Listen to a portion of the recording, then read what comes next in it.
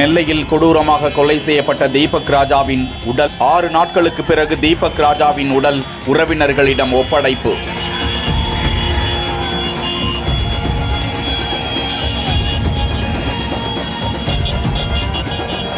பலத்த போலீஸ் படையுடன் வாகை குளத்திற்கு எடுத்துச் செல்லப்படும் காட்சி.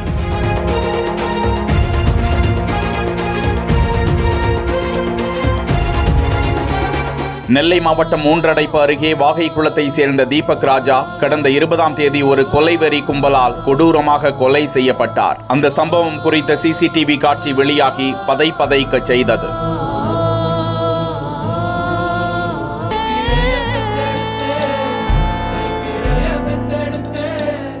கொலை சம்பந்தமாக 4 பேர் கைதான நிலையில் நேரடியாக கொலையில் ஈடுபட்டவர்களை கைது செய்யும் வரை உடலை பெறமாட்டோம் என உறவினர்கள் போராட்டம் நடத்தி வந்தனர். அதனைத் தொடர்ந்து திருச்சி மாவட்டத்தில் பதுங்கியிருந்த 4 பேரை தனிப்படை போலீசார் அதிரடியாக கைது செய்தனர். இந்த வழக்கில் மொத்தமாக 8 பேர் கைதான நிலையில் உடலை வாங்கிக் கொள்ள குடும்பத்தினர் சம்மதித்தனர். இதனை அடுத்து 6 நாட்கள் போராட்டத்திற்கு பிறகு நெல்லை அரசு மருத்துவக் கல்லூரி மருத்துவமனையில் இருந்து தீபக் ராஜாவின் உடல் அவரது குடும்பத்தினரிடம் ஒப்படைக்கப்பட்டு வாகை குளத்திற்கு பலத்த போலீஸ் பாதுகாப்புடன் கொண்டு செல்லப்பட்டு இறுதி அஞ்சலிக்கு பிறகு அவரது உடல் தகனம் செய்யப்படுகிறது.